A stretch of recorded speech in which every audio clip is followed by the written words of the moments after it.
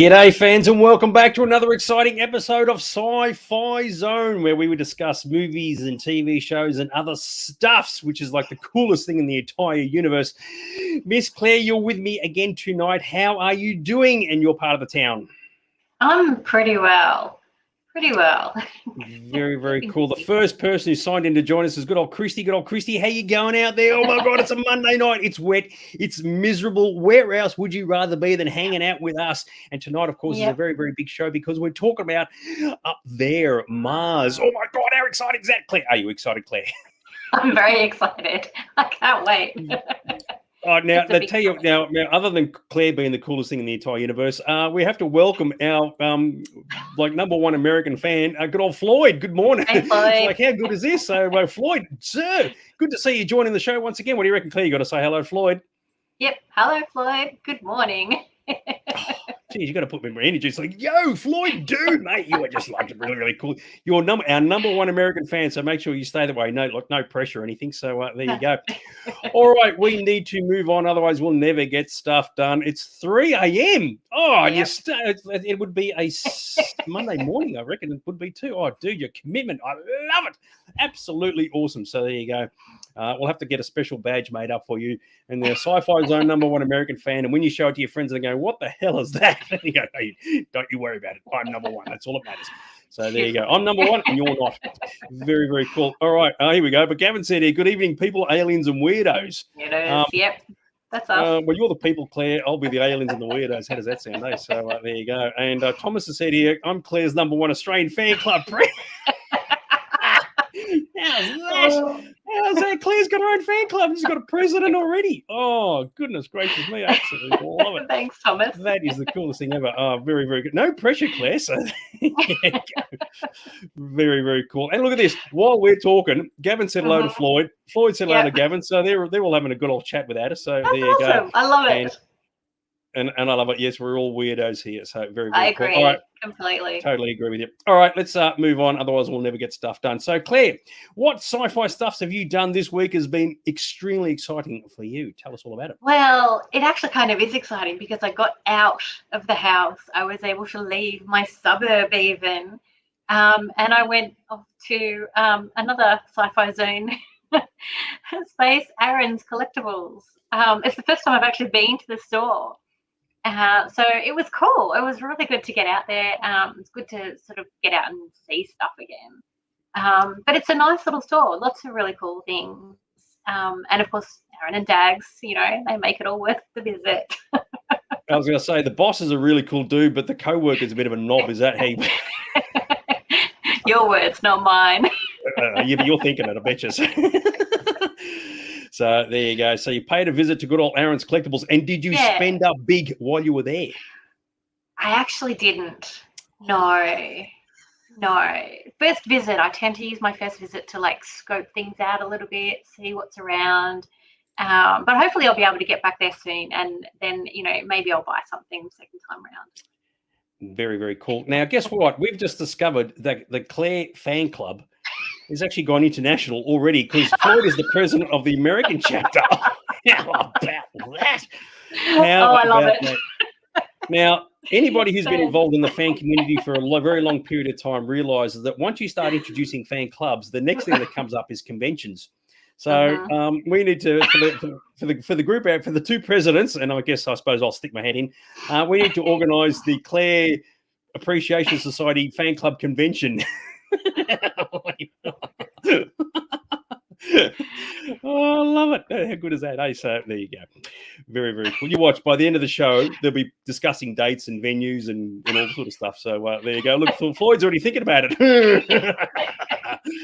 I tell you I can tell you a very funny story about how conventions get created. Here we go. ClareCon 2020. Oh, jeez Louise. Even I haven't had a convention named after me. Oh, my goodness gracious me. Well done. There we go. Oh, yes. And the gang is called the Claire Collective. Oh, that's a good That's the fan club, is it? Next week's episode is all going to be about what we can do to boost Claire's profile globally. So there you go. No embarrassment or anything. Oh, no. All right. Let's move on. Otherwise, we'll never get stuff done, as I mentioned earlier. So for myself, I've got two things.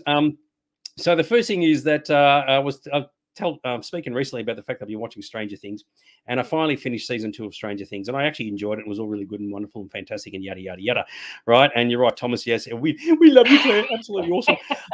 There we go. Oh, as the saying is, there a golf. So anyway, so I watched Stranger Things. It was all great. It was all wonderful. The kids are riding their bikes set in the 80s and all sort of stuff. But this thing sort of freaked me out, right? If you've watched the show, in the very last episode, they have like a, what do you call it, a prom thing? Is that what they call it, Claire? The big dances they have at the school? Yeah. Yep, you call it that? Yep, cool. Well, this one was set, hang on, I just realised I can't see the date, in December the 15th, 1984. All right, and give me a second. I'm just going to fix that so I can actually see it. Just so it's a little bit more readable for everybody out there. So the 15th of, here we go, and there we go. So the 15th of December, 1984, right? Now, I saw that date come up, and you wouldn't believe it. I actually remember what I was doing on the 15th of December, 1984. Now, Claire, do you remember what you were doing on the 15th of December, 1984? Not at all. Don't you? Oh, that's disappointing. Well, as it turned out for me, I had actually just joined fandom at that point. So I joined Austrek, the Star Trek Club, only the previous month. I was officially listed. Star Trek 3, the premiere had occurred early in December. Austrek's Christmas party was the first Saturday of December, which would have been because the 15th was a Saturday. So it would have been like the 7th or the 9th or whatever. And the 15th, I was actually at a science fiction amateur theatre group get together where we were discussing the party from the previous week. So how about that? So in the show, the kids are like having their bit of a dance and all this sort of business. And I was actually at a Sci-Fi gig already as part of fandom on that date. I just joined only the month or two prior. So how about that? Isn't that trippy? That's very cool. Good stuff. Yeah, I wasn't at all aware of fandom in 1984. Really? You were missing out. It was a good time. What can I say? I would have been starting to read sci-fi around then, though. That would have been about when I started to get into it. Yeah. Good stuff. Very, very cool. So I thought that was actually quite funny. So I saw that and I go, oh my God, what are the chances of that? But by here from 84 onwards, just my life just took off. My social life in particular took off. My first New Year's Eve party was in 1984, which was all part of that group. And anyway, here I am today. So there you go. Very, very good. Floyd said he was 14. Actually, I wasn't much older than that in 1984. Yeah. I was 16. Hang on, 84, 85, 16, 17. Yeah, so there you go. Good stuff. Oh, here we go. So Colin has asked about the Claire fan club. Does that have a blazer and a secret handshake? I don't know, Claire. What kind of secret handshake do you want to introduce? Well, I think Thomas is saying he hasn't quite made it up yet. So. Yeah. Well, he's actually a friend of the shop. Yeah. Oh, yeah. Gotcha. DagCon. Yeah, absolutely love that. So very, very cool. And the second thing I want to bring up was actually just announced today. Most people won't know what this is, okay? So you got to allow for that. Science fiction movies and TV shows are being made all the time. And, of course, you've got your huge, big budget bloody productions, your Dunes of the world and your Marvel Cinematic Universes and all sort of stuff. At the complete opposite end of the scale, you have independent people who, say, in this country, are producing their own movies for themselves, effectively. And one that came out today is this is the trailer for it, is called Nova Star. So it's actually made by a guy, I sort of know him, he's not really a friend, I don't really sort of associate with him that much, called Daniel Armstrong, part of Strongman Pictures, and he's produced his own independent science fiction movie. So the premiere for the film will be in the 11th of December, I think it is, and it's one of those sort of low budget, sort of like looking back or harking back to the late 70s, early 80s, style of making science fiction movies. So I thought I'd put it out there just to show that a lot of the productions that come out aren't all or don't all have to be large, big budget Hollywood productions. You can have low independent things that people have put together. A friend of mine, Russell Levin, worked on this, and he actually made all the guns, all the weapons that you're seeing in the trailer here. So I thought I'd just put it out there for anybody who's interested. As I said, I don't know what its release will be. All I know it's premiering next month. But I just wanted to show that, yes, we do actually cater for the large and the small. And this is an independent Australian production, so called Nova Star. So there you go. What do you reckon? That's very cool. It's very cool that stuff like that's being made. Yeah, totally agree. Yeah, it'll be good to get it out there. Christy's asking, where are we going to be able to see it? That's what I was going to ask too. Yeah, so the premiere it's part of Monster Fest, I think it is, at the Nova Cinema in Carlton After that, I've got no idea. I'm not involved with it at all. So yeah, where it goes from there, I'm not entirely sure. So, but probably get I assume a DVD release or some description. But anyway, the trailer got released today on Facebook, and you sort of have to know the right people to sort of see it. And yeah, so there you go. Should be a bit of fun. So there you go. Andrew said that looks awesome. So yes, very very cool. Yes, William. Yes, right. Monster Fest have been promoting Nova Star, so that's what it's called. So if you're looking in your travels, Nova Star is what it's called, and get a chance to suss it out. Very, very groovy. All right. Anything else you want to bring up before we move on, Miss Claire? No, that's been about as far as I managed to go as far as sci-fi goes this week. Very good. Any graphic artists out there want to create a logo for the Claire fan club? That'd be great. And we'll have a website up by the end of the day, official clairesfanclub.com. Yeah, absolutely awesome. So there you go. And you think these things are a joke, but this is how these things start, so just a group of people get together and the ideas start flowing, and before you know it, boof, there you go. Good stuff. All right, so we're going to move on to our discussion for tonight, which is kind of cool. So we're going to be talking about, hang on, wrong button. Living on Mars. Now, we're working on the assumption, so we need to he'll give it a go as the president. A self-appointed president. I love that. Forget about voting and democracy. Chuck that out the window. So in this particular discussion, we're not looking at people like visiting Mars for the first time. We're like when the first spaceship lands with a dozen astronauts or whatever, we're going beyond that, right? So when colonies actually start to appear, and when society starts to get structured. Now, of course, we made reference to the movies that obviously, like Total Recall, where they've got entire cities built. This is the 1990 version of Total Recall. And of course, back then, the biggest thing for them was air. Where does the oxygen come from? Because they haven't actually like terraformed the planet. And if you ever watch Babylon 5, I mean, there's a lot of people living on Mars in Babylon 5's era. And of course, they were seeking independence from Earth. So two totally different sort of scenarios that potentially could happen in real life as time goes on. Oh, the Vile's joined us, and he's just said, do you want to do the current logo in purple? You've got to know. So we're going to be looking at how society could work once it starts to kick off. So, and the pros and the cons, and the key thing I think to keep in mind, not to keep in mind, to be aware of that in human history, whenever one society has explored and visited another society, typically one is far more technologically advanced than the other, and it usually doesn't end well for the indigenous people. And of course, if they do land somewhere and there are no indigenous people, well, then everybody looks around and goes, well, what can we use while we're here? What can we exploit? Now, of course, on Mars, there are no inhabitants, so that's not an issue, but you've got all this entire landscape to play with. And as I said once before, I remember seeing a sculpture of astronauts visiting some particular planet. It was like the astronauts were like this big and this gigantic rock. Half the astronauts were thinking, this is great, what can we explore? And the other half were thinking, what can we exploit? And that's the key thing to it. So before we dig too far into it, let's assume it's all established and there's like 100 people there, give or take, 150, 200, whatever. Off the top of your head, Claire, what do you think would be the pros and cons of being there as far as society is concerned? It's going to be interesting. I mean, one of the pros obviously is getting away from Earth, spreading the human race out a little bit. So it's, kind of worth doing it for that.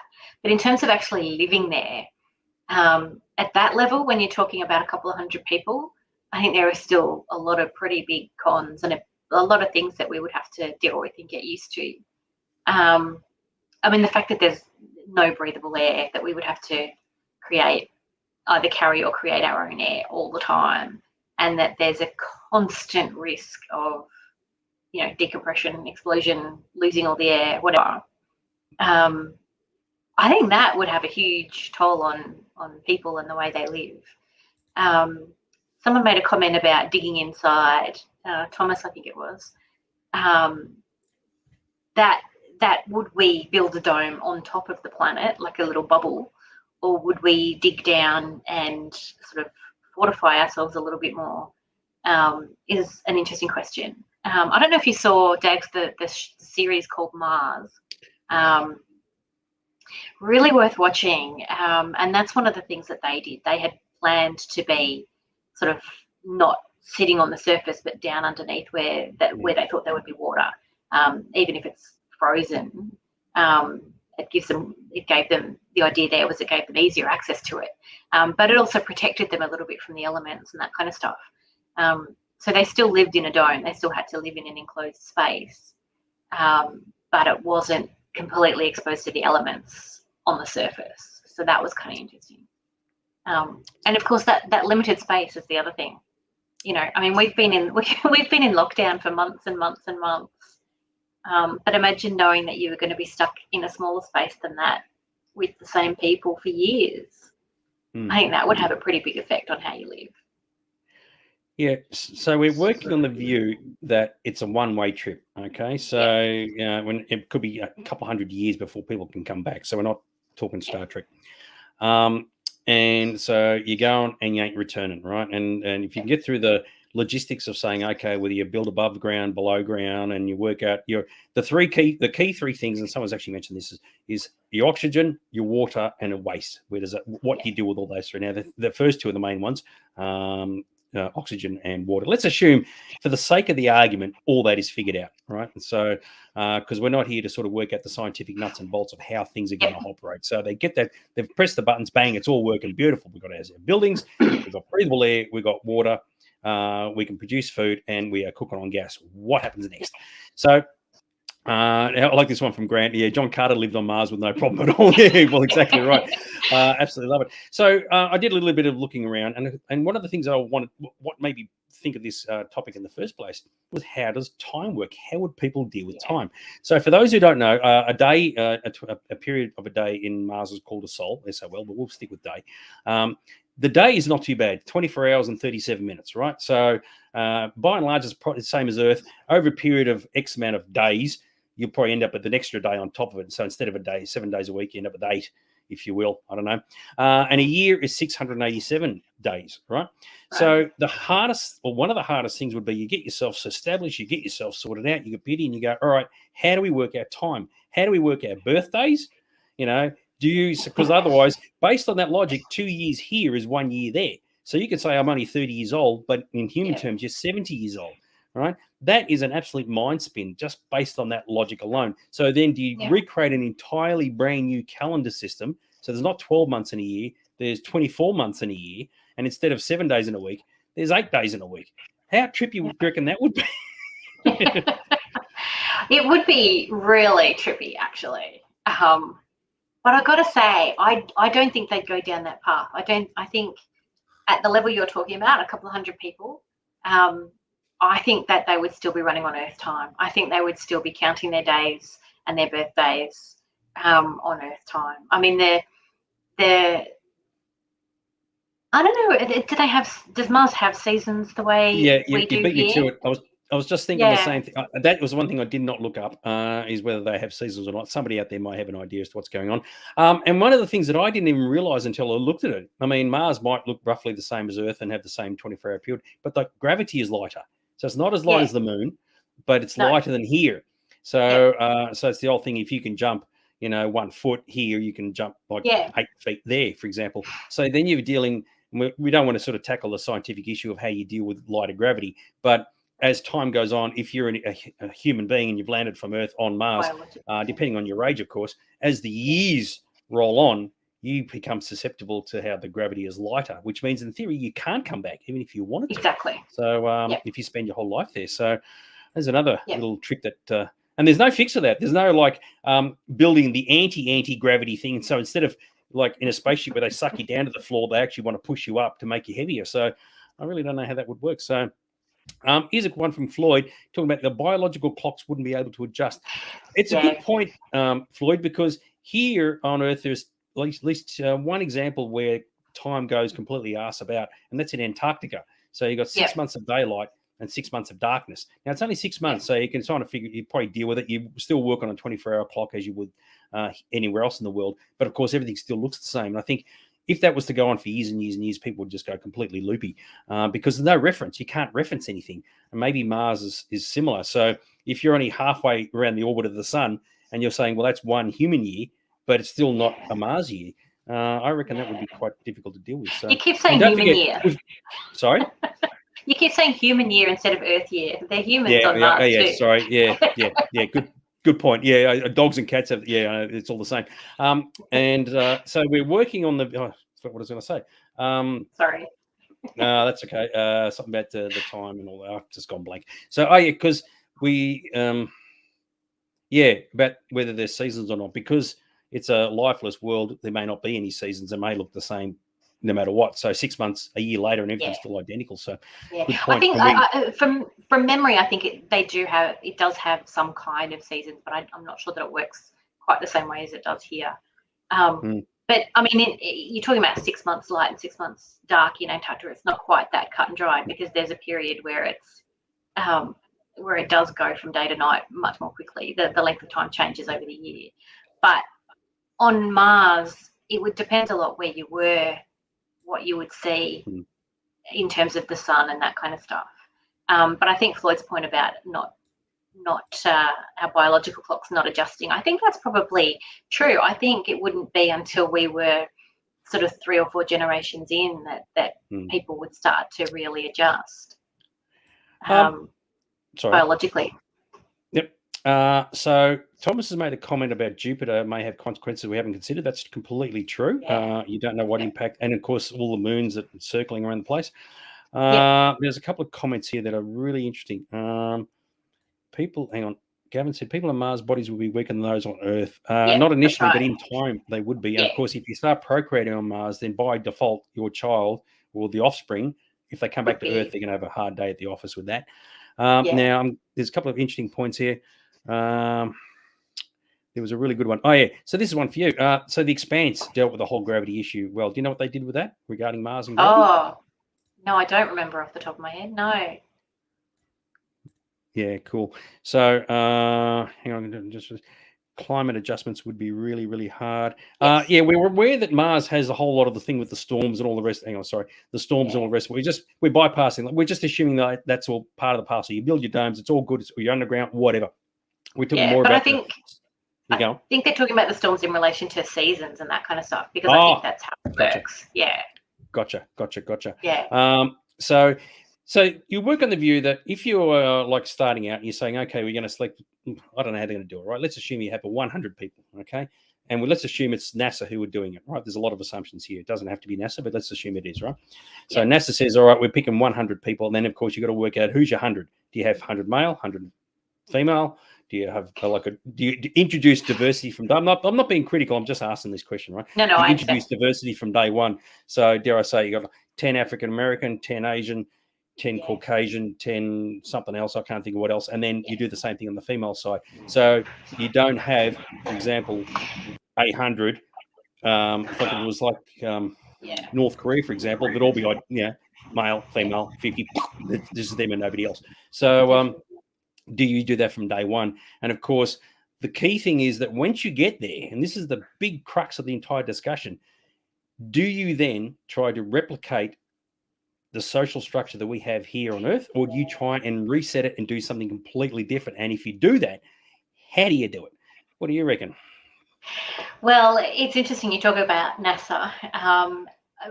Scientifically speaking, having a pool of different genetic material, so people from different countries with different makeup, is safer because it gives you a better chance of survival. Just having that variety, means if for some reason it doesn't work out for a particular type, then you've got a bunch of other types to carry on with. But in terms of creating the society consciously, if it's NASA, it's going to be, in my opinion, if it's NASA, it's going to be as American as they can get away with. The problem is at the moment, the other options are all billionaires and they're all capitalists and it's all about the money. So, what they do with it kind of is a different story. But for me, given the givens, if I could do it however I wanted, I wouldn't be necessarily duplicating what we've got on Earth. I mean, you would take the bits and pieces that work the best for the most number of people and you would use those. I haven't thought in detail about exactly what I would do or how I would do it. but I certainly wouldn't want to be just replicating what we've got here. And the other thing about that diversity is, with the world the way it is now, and the younger people who would be the ones going, there would be a huge push to get that kind of diversity, to get that kind of representation anyway.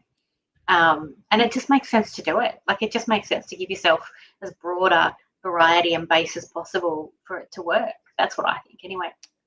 No, fair enough. Oh, it's certainly not an easy answer, not by any stretch. No. It's one of those things when you start, because it doesn't exist yet, and you start thinking hypothetical, and you go, okay, well, every negative has a positive, and sometimes every positive has a negative, if that makes sense.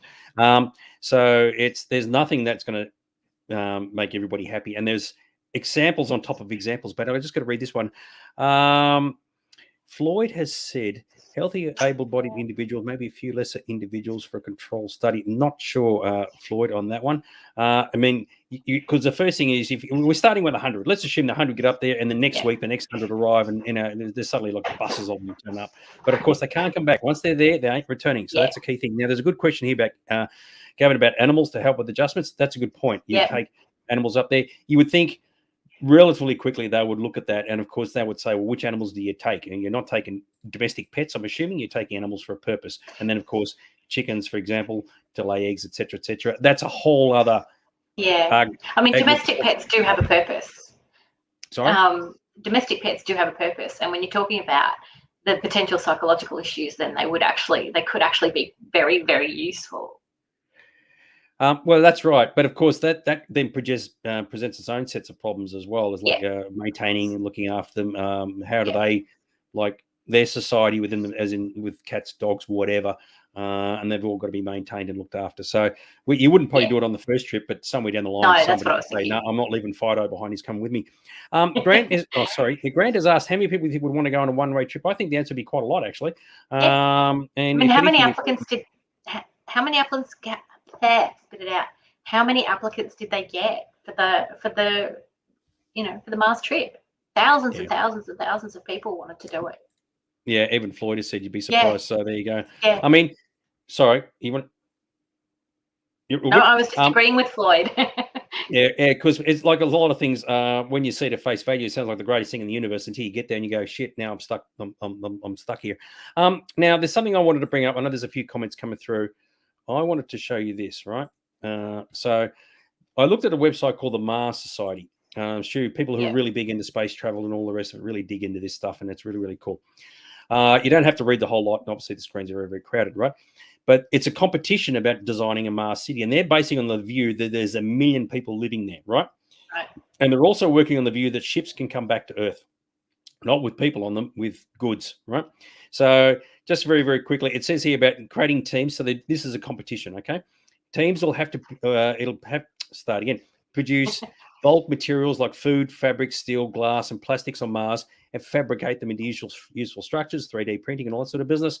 The goal is to have the city-state be able to produce all the food, clothing, shelter, power, common consumer products, vehicles, machines for a population of 1 million, right? So the idea being that it's got to be completely self-sufficient, right? Fair enough. All good. I get it. It makes sense, right? The idea being that they don't want to have to keep sending ships from Earth to try and populate Mars. They want Mars to be self-sufficient, okay? I get that. No problem. Thumbs up. Yay, team. Party, party, party, right? But one of the things that I noted, this is just slightly lower down in the text, right? They've said that importing goods will always be necessary, right? So teams will have to think of useful exports, right? So whether either material or intellectual products that the colony could produce and transport back to Earth to pay for them, right? So in the future, shipping goods from Earth to Mars is cheap, but shipping stuff from Mars back to Earth is really expensive, right? You can see they're $500 a kilo versus $200 a kilo. Under these assumptions, right, it is the job of the team to design an economy, cost it out, and show that after a certain initial investment in time, money, and effort, that it can become successful. So they haven't even landed yet, and all they're thinking about is money. What do you think of that, Claire? Well, it's not really money that they're thinking about. It's survival, because if you don't have a cost-effective financial way of doing it, then you're not going to survive. So I don't think it's as simple as saying that all they're thinking about is money. But I mean, that's the way it works. Someone, I didn't see who it was, but someone was asking, what do we have to gain for the cost of going to Mars? And realistically, that's you kind of have to look at it that way, because they're right. For quite some time, we would have to sustain them. We would have to sustain the colony by sending them equipment and food and gear and all that kind of stuff. And when I say quite some time, I mean, we're not talking a couple of 100 years. We're talking probably thousands of years. Maybe. So it's got to be worthwhile. It's got to be, there's got to be some reason for it. And scientific endeavour is a huge, huge part of it. But I mean, as we saw, we landed on the moon on 1969 and have barely done anything. So, yeah, I think the money factor is important. So this is the issue that I had just by reading this. They haven't landed yet. One, they're looking at exports, right? And that comes back to the potential exploitation of the environment, right? Oh, we've got a mineral here that could be used on Earth, so we'll send that back. So we start digging up the ground and having a whale of a time. But it clearly says it is the team to design an economy. An economy is a money-based system. Cost it out, that's a money-based system, and show that after a certain initial investment in time, money, and effort, it can become sustainable. So when we were talking about when we were talking about replicating a society here, and I agree with you, the one thing you do not want to do is replicate an Earth-based society. But based on this, that's what they're already thinking about. So they're not talking about a currency-less society based on what I read there. So that's my interpretation of it. What do you think? Well, they're talking about cost there. And I mean, economy isn't really as simple as just money. There's a whole lot of other stuff involved. And I mean, I think one of the big things that we would potentially be able to develop on Mars and then export back to Earth would be scientific discoveries and scientific inventions, because they're going to have a much more impetus to figure things out, to learn, to discover, to invent than we do. We've got it pretty easy on Earth, really. We can live just by walking outside.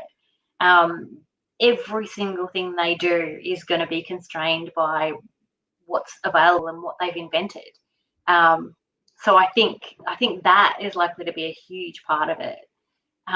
But they've also got to deal with Earth. So no matter what their society ends up looking like, and it could be, it could be socialist, it could be communist, it could be, because everyone can only survive if everyone survives, it could turn out that way. But they're going to have to deal with Earth, and Earth deals with money. So it's one of those kind of, you can't just walk away and do whatever you want.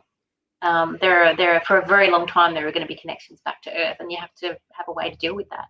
Yep, fair enough. So the point, in the part of the thing, the brief, they said they wanted the planet to be relatively self-sufficient, okay? But they've acknowledged they're trying to minimize the imports from Earth, right? Yeah. So the imports could be one of two things. They could be things that you critically need, or they're just nice to have, right? Yeah. The moment you become self-sufficient and you don't rely on Earth anymore, this is where the Babylon 5 thing comes into it, right? Yeah. Do you then say, no, we're an independent group. We're actually going to create our own way of doing things. And of course, obviously, depending on who's the scenario, some people might say that's a great thing. Other people might say it's a bad thing. But the moment you are not reliant on the home planet anymore, that is when you can, and you're right, this could be 100,000 years from now. That's when things start looking very, very different. So I think it all depends on what those imports happen to be. But I thought it was interesting that they actually said that imports are coming at a certain price, but there's exports going back, right? Yeah. So that would mean that theoretically, going in that logic of saying, yes, we're digging stuff out of the ground. Oh my God, we found this mineral that is like the greatest thing in the entire universe. Back on Earth, this is going to be like awesome. So aside from mining half the planet to death, which is what they do in Total Recall, you could say, well, actually, we want our independence because we're actually sending you a product. And if you become reliant on that product and start treating us really badly, we'll just stop the shipments, right? And that's where you're replicating what's happening on current society at the moment. And I find that to be interesting. Now, there's a couple of points here I'll get to, but there's one thing I wanted to bring up on this thing. So there's points available for this competition, da-da-da-da-da. But one of the things I actually asked, can life on Mars be made better than life on Earth? And I thought that was a really interesting point. Can it, right? And of course, straight after that, how should the city govern itself? And we'll discuss that in a few ticks. So they're actually trying to find a way. They've acknowledged that, okay, things here aren't necessarily going the way we would like. Can you then make it better? And I'm going to stand on that argument and say, if you can avoid a currency-based economy on Mars, so we're not dealing with money, we're not dealing with electronic finances, it is all for the betterment of humanity, that is half your problem solved right there. Because the moment you start introducing classes, so, oh, Fred over here has got 50 Martian dollars more than Charlie over here who's only got 2 Martian dollars, you've got a diversity, a disparity between the rich and the poor, and you've only just landed there. So what are your thoughts? Yeah, no, I agree completely. And to begin with, they'll have to do it as a sort of social thing. Like they won't be able to have, more people, someone being able to buy extra food or someone being able to have fancier clothes than someone else. It won't work like that just because it's a small number of people. But as it gets bigger and bigger, it'll depend how the society is organised. But I completely agree. As soon as you start to bring money into it and the opportunity for some people to earn more than others and that kind of stuff, it shifts the balance of power immediately.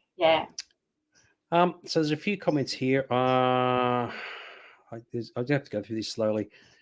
Ads has said, in the long run, we would no longer be a single planet society, increasing the chance of survival. That's obviously one of the reasons why people want to go to Mars in the first place. And of course, in 1,000 years from now, if Mars is like a utopia, like a Floston paradise from what do you call it? Fifth Element. Fifth Element. Yeah. You're right. All the rich people want to go there because better than living on Earth. Using the Blade Runner mentality. It won't be a country. It would be a commercial entity for at least. Exactly right. So we're sort of playing hypothetical here, but I still stand in that argument that if 100 people turn up and they start digging in the soil and they go, oh wow, there's this rock that was awesome, and we can get it back to Earth. The game changes. If Mars is a what do you call it? A satellite planet from Earth. Say we've got to keep sending, as in Earth, got to keep sending them things all the time to keep them going. Mars is almost at a whim, saying, "Shit, we need everything from Earth. We'll do whatever they want." But the moment Mars is starting to give something back that Earth needs, then the trade thing starts. Then a war of independence from Grant. That is certainly possible because once people start procreating on Mars and generations start getting created on Mars, and of course, once again, we're discussing that thing about Mars people can't come back to Earth because of the gravity and yada, yada, yada, yada. Somewhere down the track, that is completely possible. And that's the Babylon 5 thing. So Mars is hang on, let me just have a look. Who gives Earth 5,000 years from now? Well, I'm not going to be around in 5,000 years, so I really don't care. So Floyd, better or worse is a point of view, and you're completely right. And it all depends on where you're sitting, on what fence you're sitting. If you're the rich person living in a mansion versus the person who's homeless on the street, that's the thing. But you would like to think that if you're starting from day one, brand new society, you get everybody up there, and this is the question they even asked in the Mars society thing: how does it get governed? Do you replicate everything that we have here exactly as it is here? All right, I'm the president, just like a president of Claire's fan club. You can be the secretary, you're the treasurer, you're this, you're that, you're the minister, whatever. And overnight, you've just copied exactly what you got here, and then you go, all right, fine, we're now going to have democratic elections. We've got two different groups of people, so we've got different parties, and then to a large degree, almost replicating all the issues that you've got here. And as we know here, it doesn't always end well for a lot of ways. I think there are a couple of things that might affect that. One is that for the most part, the early people there are going to be scientists. So they're likely to be more focused on the science and being able to do what they need to do than they are on the more political stuff. But the other thing is they're human beings, and human beings are always going to have differences of opinion. And I think the alternative is something more like a dictatorship, and that's certainly not how I would want to live either. So it is tricky. It is tricky. Yep, I totally agree there. Now, Ads has said you got to watch The Expanse. Now, you have, I haven't, right? So is there anything you want to bring up regarding that? Oh, look, I haven't seen all of it, and it is a little while since I've seen it. But yeah, he's right. The Expanse explores a lot of this sort of stuff. The whole independence from Earth, the whole, can we survive without Earth? Do we have enough to sort of make a deal to be able to live independently, that kind of stuff. It's all in there. It's absolutely worth watching. I want to watch it again and then finish it because I haven't seen the most recent season yet. But it does explore some of this stuff quite well, I thought. Yeah. Yeah. Sorry, I just want to cut you off. So bearing in mind, Ads, The Expanse is a TV show, right? We're talking about real life, what could happen in real life. And you're right, it is completely open to interpretation, and you know, there's no right or wrong because no one's there yet. So yeah, I mean, if The Expanse do something that you're thinking, oh, actually, they've got some good ideas there, you never know, it may actually happen. But I find that once you're physically there, right, and you say, well, Earth said we have to do this, and Earth said we have to do that, and you get there and you got your 24-hour and 7-minute day, and you go, well, stuff that. Let's just recreate it all from scratch because what they said was, as in Earth, what they said was wrong. We're actually here right now. Let's plan it out for the future. Yeah, and it's not even necessarily that Earth was wrong, but that it isn't going to work on a different planet. Yeah, totally. You've got to deal with reality. You've got to deal with what's actually happening where you are. Yeah. Yep, totally agree. So Angela said scientific research, no matter how pure and useless it may seem, has an annoying habit of paying for itself many times. So that's absolutely true. You are right. All the people who go up there initially they're obviously all there for a reason, right? That's great and wonderful, whatever else, and they're the scientists and all the people you need to make it all happen. But in time, as the years roll on and whether new people turn up or whatever else, that changes, okay? There was a question. Oh, hang on. James has asked about what about robots and AI. That's a completely, I guess, because it depends if there's a need for it, I suppose. But once again, you just program them to do what you want them to do, unless there's a benefit to it. But currently, it doesn't really exist. Is there anything you want to add to that? Well, I mean, I would imagine there'd be some use of robots. Not necessarily humanoid robots, but robots, because they can go out onto the surface of the planet without oxygen, all that kind of stuff. They can do a lot of things that we can't on that planet. So yeah, there would definitely be use of robots, I would expect. AI, I mean, we use AI in all sorts of things at the moment, so it's bound to be there. William said you're right. It would be a dictatorship. Oh shit! Sorry, wrong button. So there you go. There was a question. Christy said she thinks it'll be a I hate this word, totalitarian. There's a lot of T's in that. It's just socialism. That's an interesting way of sort of looking at it. Yeah. Because once you're there, you can just reset everything. Well, we're here. We can't go home. Why would you follow the guideline, as you said, the guidelines that Earth has set out and go, actually, they kind of got some of this stuff wrong. We need to sort of reevaluate it. So, especially as the years roll on, and that's the thing, it's long term. Because you can imagine the scenario where somebody says, why do we have to follow the 12 astrological signs? What's the deal with that? And said, it's based on what they do on Earth. And of course, somebody will ask, well, what's Earth? I've never been there. Right? Yeah. Why are they telling us what we need to do? And that was mentioned way up I didn't put it on the screen, but someone did actually mention about the zodiac. How does that all? Oh, yeah. It doesn't fit, does it? Yeah, exactly right. And it's a bit of a brain drainer for sure. Okay, let's go.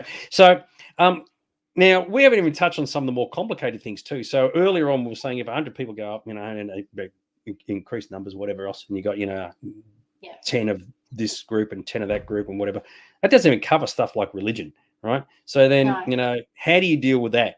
I mean, I'm not saying you have to deal with it, but as we were discussing earlier, if you send your first 100 up, are they all 100, regardless of whether they're African American, Asian, whatever? Are they all Catholics? Probably not. Probably not. So you diversify that and you go, all right, so we need to break it up and go, we need 10 Catholics, 10 Christians, 10 Jewish people, I think you'd call it that, 10, Islamic, Muslim thing, whatever it's called, all that sort of stuff. You pretty quickly run into, ridiculous numbers.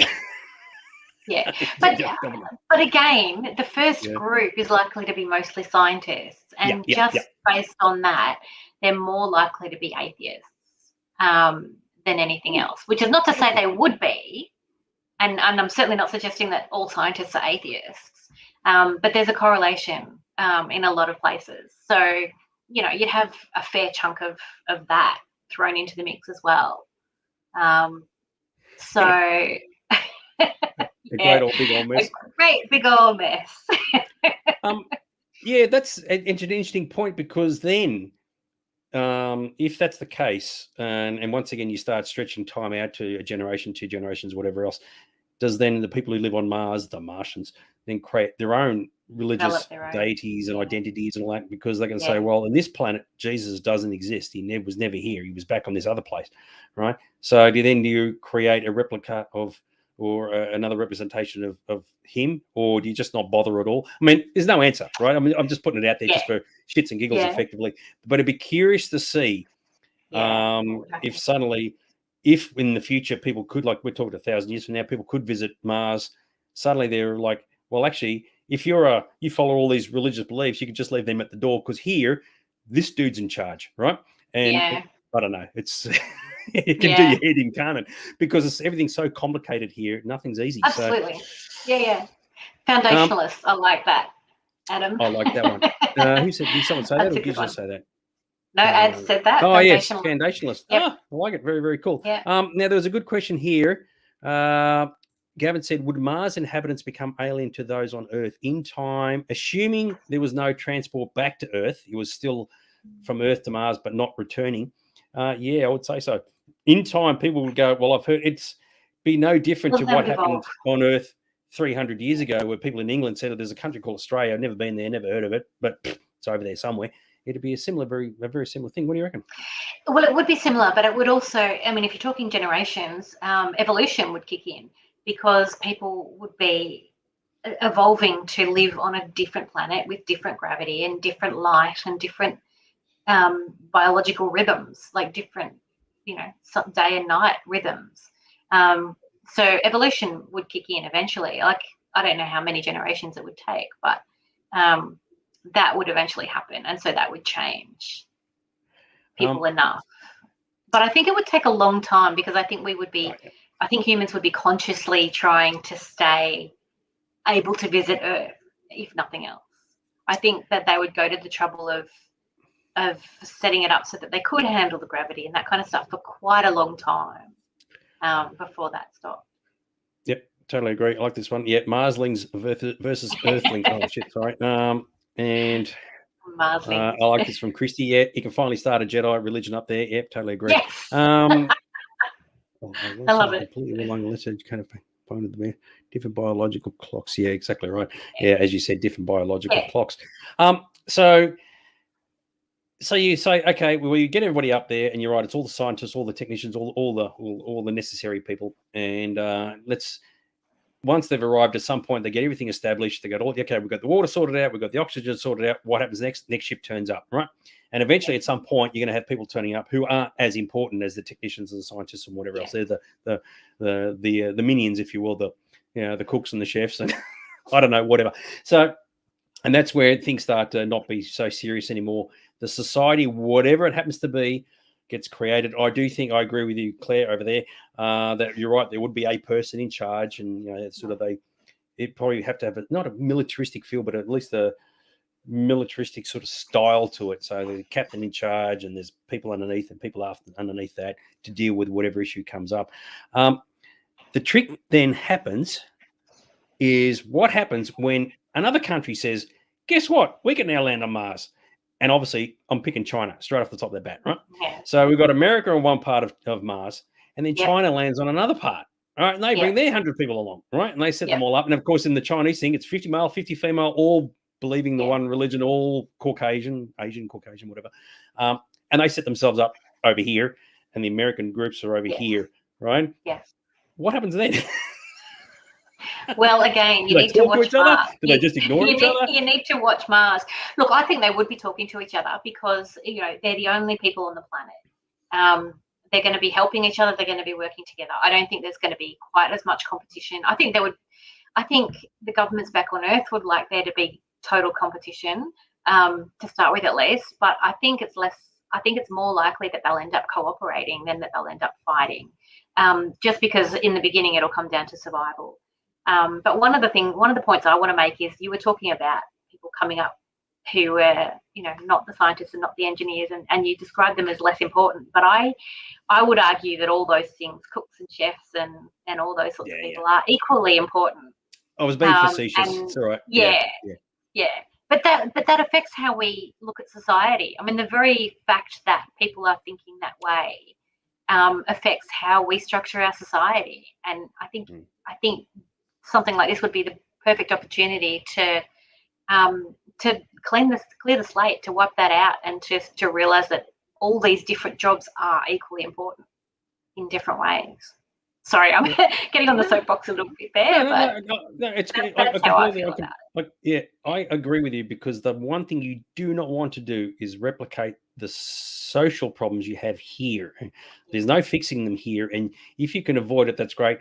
But sometimes the more people you have, these things happen. Oh, there's bad English. The more people you have, the likelihood that these things are going to occur. Yeah. And they're like in that competition, they're looking at 1 million people. You can't imagine all 1 million being all completely equal on the same social standing, even though ideally you'd want them to be. You don't want Fred over there to be more important than Charlie over here. But that is human nature. And the moment, that's why I was saying earlier, the one thing you want to avoid as much as possible is the issue of currency, money, physical money. You've got to try and get rid of that, because that is what defines social status. Because the more money you have, the more you can buy, or the more you can own, and suddenly you're up the food chain. Fred's at the bottom, and no one's happy. There was a couple of James has said China may get to Mars first. That is interesting. That's actually the For All Mankind scenario, the TV series where the Russians landed on Mars first. If China landed on Mars first and got themselves established out, imagine that. I mean, can you do the old, I claim this planet in the name of the Azurean Empire? And I'm saying that was actually a joke. There was a cartoon once of Captain Picard, and a little alien this big lands on his head. He plants a flag and goes, I claim this planet in the name of the Azurean Empire. Imagine that. You land there first and you go, this is ours. We're territorial rights. It's all, oh, Jesus. Let's not go there, shall we? Yes, and there's a great sequence, very quickly, in 2010, the movie 2010, the year we made contact, we were on a Russian ship, and the Americans have to leave the Russian ship to go over to the American ship Discovery, because there's tensions here on Earth, right? So, and they're saying, well, that's bullshit. We're out in space. You got the Russians on the Alexei Leonov, you got the Americans on Discovery. It's like, well, guys, you've got to help each other out. So, don't want that. There's all this discussion going. I'm not putting it on the screen. All this discussion about making Claire a god of Mars, which is absolutely awesome. So, you're a deity. Here we go. Claire is our Messiah. Here we go. Oh my goodness! And there was a classic here. Claire has been raised to a Martian deity. I love it. There'll be statues of you up there. We're not. Tell you what, hang on. I don't know. Az, who's one of our regulars, has been smoking the wacky tobacco. All hail Goddess Claire. Gives it the water of life in the air we breathe. Oh my God, what's going on with these people? Oh dear. So yes. Anyway, on a more serious level, I would be a benevolent deity. I would be a very, very kind and generous and friendly deity. I can just imagine. There's a lot of jokes. I can tell you what. Oh dear. So that's how I said. And I think if you can overcome some of those basic issues, but the problem is it's so ingrained into human nature, it's going to be very difficult to break that mindset from people. It's going to be tough, and that's why I was concerned when I did read the thing earlier about you get export stuff back to Earth, and I said, oh shit, we haven't landed. They're already digging crap out of the ground, and before you know, 1,000 years from, there's enormous mines just digging the crap out of Mars, to send stuff back to Earth. So.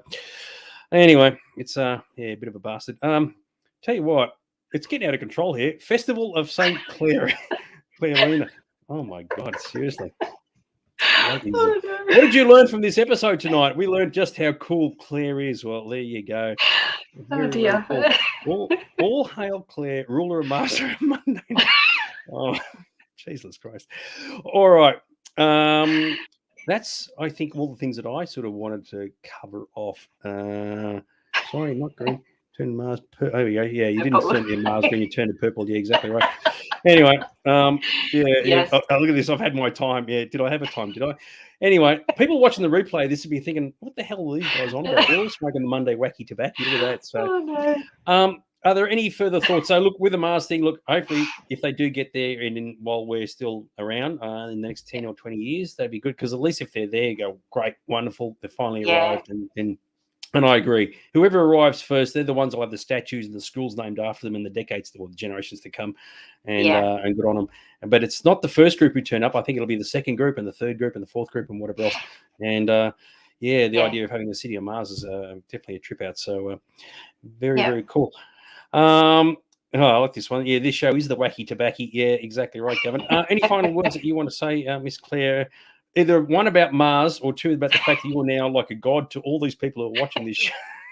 Yeah, anything you want to say? I'm going to kind of ignore the whole deity thing. I'm just going to, no, I'm all right. But I'm excited about the Mars thing. Like, I'm really excited about the fact that we are, as a human race, we are trying to get there. We're getting off our planet. We're exploring. We're going to be finding new things and learning new things. We're expanding our horizons. And also, sort of, it's like we're finally leaving home. Like, it's like we're finally growing up in a way. Like, we had the chance when we went to the moon and we kind of didn't do anything with it. Mars is a different proposition because at the moment there is no return. And I'm excited to be alive at a time when this sort of stuff is happening. Yeah, no, I totally agree with you on that one, and I agree because I remember in the year 2000, sort of like arrogant me thought, mate, it's the end of the century, end of the decade, end of the millennium. Here's a chance to reset society and try and fix all the problems from the past 2,000 years, all the sort of thing. And I thought this would be the perfect opportunity, and of course that exactly did not happen. And of course the following year it got even worse than that. And I thought, well, that clearly hasn't happened. So maybe getting to Mars where you really can reset everything and start from scratch, learn from the mistakes and go, okay, let's not replicate what happened here if it's at all possible. At least while we're around, I mean, who knows 1,000 years from now, but you'd like to think positive, and I agree with you. You'd like to think it's all positive and good, and it's all going to end well. So there you go. Yeah, I like this one from Thomas. One giant leap for sci-fi. Yeah, totally agree with you on that one. Very, very, very, very good. All right, I guess that means we'll bring this to the all this stuff about TV. Yeah, have to read all this stuff afterwards. I mean, she's a they're all just loving it. Oh, it's just crazy. Here we go. Martian city names. Yeah, Claresville. That sounds like a good one. There you go. Oh, gotta stop, guys. Gotta stop. It's just out of control. Absolutely. She's so embarrassed now. It's funny as. Very, very cool. All right. So if anybody wants to make up a t-shirt or a logo or something for next week, that'd be awesome. So we'll see how we It's got to start. It all starts with one person. That's how it works out. All right. Any final words before we buzz off for the tonight, Miss Claire? No, I just, like I said, I'm thrilled to be alive at this point in time. I love it. Totally agree. All right, everybody, we're going to leave you all for tonight. Hopefully we will see you all next week. And in the interim, and if I hear chanting outside my doors like, we're not worthy, we're not worthy, I know exactly where you're coming from because I'm going to be doing that as soon as I hang up from the show. So there you go. All right, I'll leave you all to it. And we'll see you all next week. Okay, bye for now. Bye, everyone.